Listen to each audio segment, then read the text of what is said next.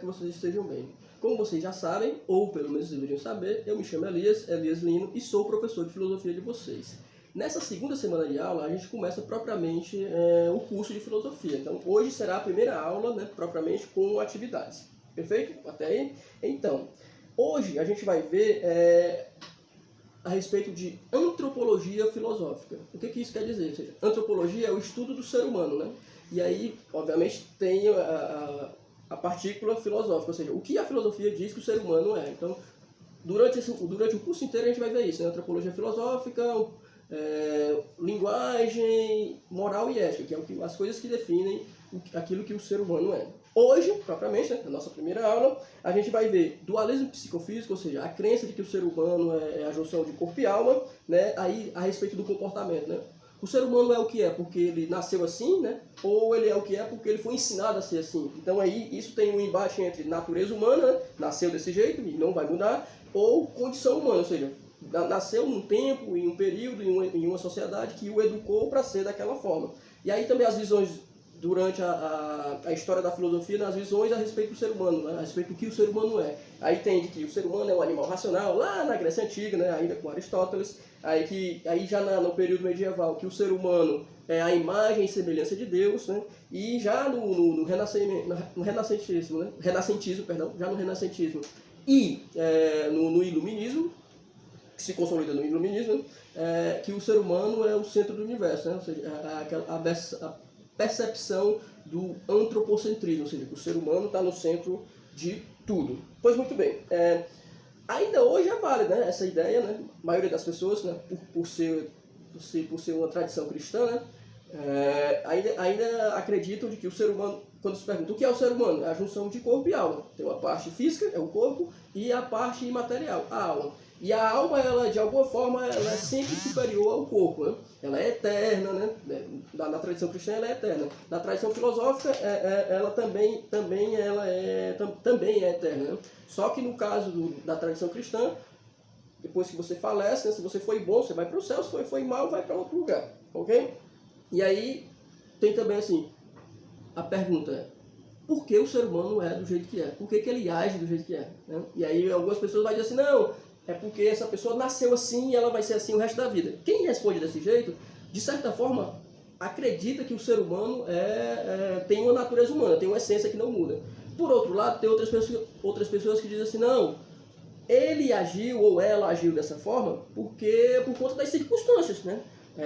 Ou foi ensinado assim, ou estava num contexto de violência, ou estava com fome, né? E aí quem responde dessa forma acredita que o ser humano é fruto de uma condição humana. Além disso, né, desde a Grécia Antiga, lá, mais ou menos uns 5 séculos antes de Cristo, né, 500 anos antes de Cristo, Aristóteles, né, dizia, né, aliás, a Grécia Antiga tinha essa percepção e Aristóteles também reproduzia, né, de que o ser humano é um animal racional. Ou seja, o que é o ser humano? Um animal que pensa, um animal que tem capacidade de pensamento. Então, essa seria uma resposta, né, uma resposta antropológica filosófica. Além disso, aí já na Idade Média, né, de 400 e pouco até 1400 e pouco, durante mais ou menos 1000 anos, né, a figura de maior importância econômica, política, filosófica era a Igreja Católica. Então, se você perguntasse o que é o ser humano, a resposta tinha que vir via, né, tradição cristã. Então, vinha assim, né?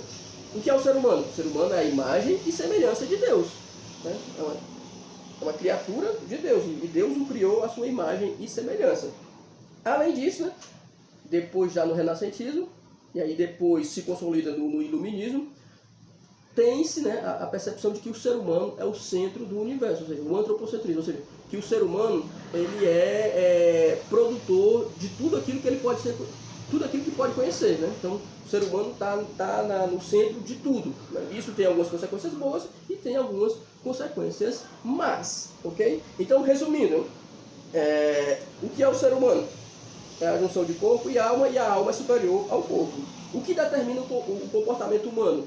Pode ser a natureza humana ou pode ser a condição humana. Aí cada um vai decidir, vai analisar e vai escolher. O ser humano é o quê?